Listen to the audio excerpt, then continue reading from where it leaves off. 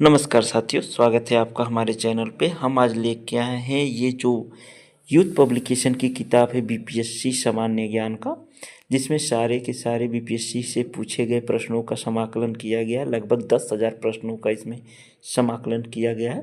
उसमें से हम आज जीके जीएस के माध्यम से इतिहास का टॉपिक देख रहे हैं, जिसमें है हमारा ब्रिटिश शासन का भारतीय अर्थव्यवस्था पर प्रभाव। इसमें हम देखेंगे कि हमारे देश में जब अंग्रेज आए तो कौन कौन से अर्थव्यवस्था के लिए क्या क्या कार्य किए और क्या क्या कर वसूलने के लिए नियम बनाए थे, उसके बारे में हम लोग आज पढ़ेंगे। ठीक है, इसमें टीआरई 1 और 2, 3 में क्वेश्चन बने हैं और जहाँ बने ही रहेंगे हम दिखाएंगे कि कौन कौन से क्वेश्चन बने थे। ठीक है, चलिए देखते हैं आज का पहला प्रश्न। पहले प्रश्न में दे रखा है कि किसने बंगाल के महालवाड़ी व्यवस्था प्रणाली की शुरुआत की थी। महालवाड़ी व्यवस्था की शुरुआत किसने की थी? तो ये था हार्ट मैकेंजी ने। ठीक है, हार्ट मैकेंजी ने महालवाड़ी बंदोबस्त की व्यवस्था की थी। अब देखिए कि ये जो बंदोबस्त प्रणाली थी ये 3 प्रकार की थी। जो लॉर्ड कॉर्नवालिस थे ये अस्थाई बंदोबस्त व्यवस्था किए थे, और जॉन सोरे। अगर देखिए लॉर्ड कॉर्नवालिस का नाम नहीं आ रहा है तो जॉन सोरे हैं, तो दोनों हैं, लॉर्ड कॉर्नवालिस और जॉन सोरे। और अगर यहीं लॉर्ड हेस्टिंग की बात आ जाती है तो ये कोई भी बंदोबस्त नहीं किए थे, क्योंकि रैयतवाड़ी जो व्यवस्था थी उसको रीड टॉमस मुनरो ने किया था और हल्ट मैकेंजी ने आपका महलवाड़ी किया था, और अस्थाई बंदोबस्त व्यवस्था को लॉर्ड कॉर्नवालिस ने किया था। ठीक है, चलिए आज का देखते हैं आगे। देखिए एक्सप्लेनेशन में देखिए क्या दे रखा है कि महलवाड़ी का प्रस्ताव सर्वप्रथम 1819 में हल्ट मैकेंजी के द्वारा लाया गया था। यह व्यवस्था संयुक्त प्रांत अवध तथा आगरा, मध्य पंजाब के कुछ क्षेत्रों एवं दक्कन के कुछ जिलों में लागू की गई थी। ब्रिटिश भारत के 30% भाग पर लागू थी। ठीक है, ब्रिटिश भारत के लगभग 30% भाग पर यह लागू थी। अस्थाई भूमि व्यवस्था जमींदारी प्रथा से प्रचलित थी। देखिए यहाँ पे ई कर दिया है, लेकिन हॉल्ट मैकेंजी को देखिए यहाँ लिख रखा है, तो ये ई नहीं, सी वाला ऑप्शन सही होगा इसमें का। और देखिए अगर हम आपको तीनों के बारे में बताएं तो तीनों के बारे में आप लोगों को एक चीज़ आसानी से समझ में आ जानी चाहिए कि जो जमींदारी प्रथा का 19% भाग था, जिन्होंने अस्थाई बंदोबस्त व्यवस्था कहते थे, वो जमींदार उसके मालिक होते थे और उसके लॉर्ड कॉर्नवालिस एवं जॉन सोरे थे। ठीक है, अस्थाई बंदोबस्त में लॉर्ड कॉर्नवालिस और जॉन सोरे, इसमें 19% लगभग की जमीन आपका अस्थाई बंदोबस्त। उसके बाद था हमारा 51%। 51% में हमारा आप रैयतवाड़ी व्यवस्था था, जिसके मालिक किसान होते थे, और इसका रीड और टॉमस मुनरो थे।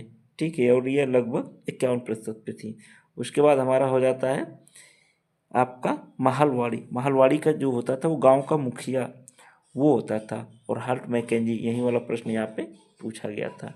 ठीक है, चलिए अगला प्रश्न हम देखते हैं। अगला प्रश्न में दे रखा है कि निम्नलिखित में से किसके द्वारा किसानों को उनकी खेती की ज़मीन से अलग कर दिया गया। ठीक है, उनकी खेती की ज़मीन से अब अभी जिसमें किसान का संबंध नहीं रहा, जमींदार ले लिए, तो कौन सा व्यवस्था था? तो वो अपना अस्थाई बंदोबस्त व्यवस्था था। ठीक है, आपको याद होगा कि महलवाड़ी में मुखिया था, महलवाड़ी मुखिया, अस्थाई बंदोबस्त व्यवस्था जमींदार, और रैयतवाड़ी में सीधे सीधे किसान। ठीक है, तो ये तीनों आपको याद रखना है। देखिए एक्सप्लेनेशन में क्या दे रखा है व्याख्या में कि लॉर्ड कॉर्नवालिस द्वारा 1793 में आरंभ की गई अस्थाई बंदोबस्त व्यवस्था में भूमि जमीन का स्वामित्व जमींदार को दे दिया गया था, और किसान भूमिहीन हो गए थे, जिसके कारण किसान जमींदारों की दया पर ही आश्रित हो गए थे। ठीक है, चलिए देखते हैं अब अगला प्रश्न। अगला प्रश्न में हम लोगों का दे रखा है भारत के लिए अकाल संहिता की स्थापना की सिफारिश किसने किया था। अकाल संहिता की सिफारिश किसने किया था? तो ये स्टेचरी आयोग ने।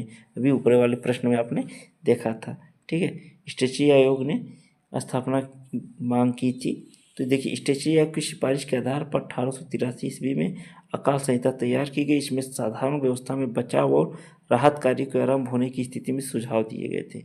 इसमें अकालग्रस्त जिला घोषित करने से लेकर अन्य सभी अधिकारियों को कर्तव्य की सूची दी गई थी, और अकाल आयुक्त की नियुक्ति की सुझाव मैकडॉनल्ड ने आयोग ने दिया था। देखिए ये मैकडॉनल्ड दे रखा है, मैकडॉनल्ड आयोग ने दिया था। ये किताबें अच्छी हैं, आपको पूरी पूरी एनालिसिस कर लेने से टीआरई में जीएस के क्वेश्चन तो बिल्कुल नहीं रुकेंगे। ठीक है, देखिए फिर ये दे रखा है कि किस अधिनियम के तहत अंग्रेजों ने घोषणा की कि भारत में अधिकारियों की नियुक्ति में राष्ट्रीयता और रंग के आधार पर भेदभाव नहीं होगा। ठीक है, तो ये था 1833 का चार्टर अधिनियम। ठीक है, अब इसमें क्या दे रखा है देखते हैं हम लोग कि चार्टर अधिनियम 1833 में यह प्रावधान किया गया कि भारत में अधिकारियों की नियुक्ति में राष्ट्रीयता और रंग के आधार पर भेदभाव नहीं होगा, अर्थात जो व्यक्ति जिस पद के लिए योग्यता रखता है उसे बिना किसी भेदभाव के नियुक्ति प्रदान की जाएगी। और इस घोषणा का उल्लेख धारा 87 में निहित था। अन्य प्रथाओं में देखिए चार्टर 1833 क्या क्या क्या बोला है कि बंगाल के गवर्नर जनरल को भारत का गवर्नर जनरल बना दिया गया। गवर्नर जनरल के परिषद में चौथा सदस्य विधि विशेषज्ञ के रूप में बढ़ा दिया गया था। ठीक है, उसके बाद हमारा है कि दास प्रथा के गैर कानूनी घोषित कर दिया गया था और चाय तथा चीन के साथ व्यापार करने का एकाधिकार को समाप्त कर दिया गया था। ठीक है, अब देखिए अगला ये दिल्ली दरबार के समय देखिए ये क्वेश्चन आपका बीपीएससी ऑडिटर 2021 में भी है, टीआरई में भी सॉरी ये प्रश्न टीआरई में भी पूछा गया था कि दिल्ली दरबार के समय भारत का वायसराय कौन था। तो दिल्ली दरबार के समय लॉर्ड लिटन भारत के वायसराय थे।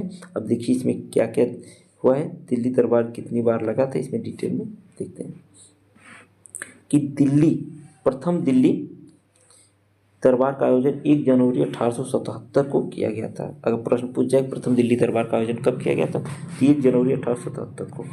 उस समय भारत के वायसराय लॉर्ड लिटन थे जो 1876 से 1880 के बीच में थे वायसराय। ठीक, इसी दरबार में महारानी विक्टोरिया को भारत की सामग्री घोषित की गई और उन्हें कैसरे-ए-हिंद, ठीक है, कैसरे-हिंद की उपाधि प्रदान की थी।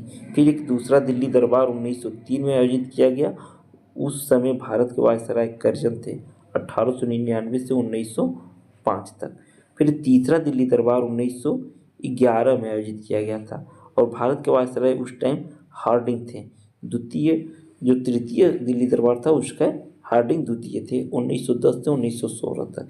इसी दरबार में बंगाल विभाजन को रद्द कर दिया गया था तथा भारत की राजधानी को कलकत्ता से दिल्ली स्थानांतरित करने की घोषणा की गई थी। इसमें पहले में आपने देख रखा था कि पहले में आपका कौन है, लॉर्ड लिटन, ठीक है, दूसरे में आपने कर्जन को देख लिया और तीसरे में आपने हार्डिंग द्वितीय को देख लिया। देखिए सबसे ज़्यादा पूछता है तीसरे वाले के बारे में कि इसमें 2-3 महत्वपूर्ण निर्णय लिया गया था। पहली, भारत की राजधानी को कलकत्ता से दिल्ली और दूसरा बंगाल विभाजन को रद्द होना। ठीक है, चलिए देखते हैं हम लोग अगला प्रश्न। अगले प्रश्न में दे रखा है कि भारत में ब्रिटिश साम्राज्य की संस्थापक कौन था। ये देखिए, अब अगर आप एनसीईआरटी या क्लास 6 की एससीईआरटी भी पढ़ रहे हैं तो उसी में दे रखा है ये कि कौन था, वहीं का प्रश्न डायरेक्ट उठा रखा है ये कि ये लॉर्ड क्लाइव थे। अब इसमें है कि भारत में ब्रिटिश साम्राज्य के संस्थापक लॉर्ड क्लाइव को माना जाता है और भारत में ब्रिटिश शासन की स्थापना का मार्ग 1757 में क्लाइव के नेतृत्व में लड़े गए प्लासी के युद्ध के बाद से ही खुल गया। अब देखिए जैसे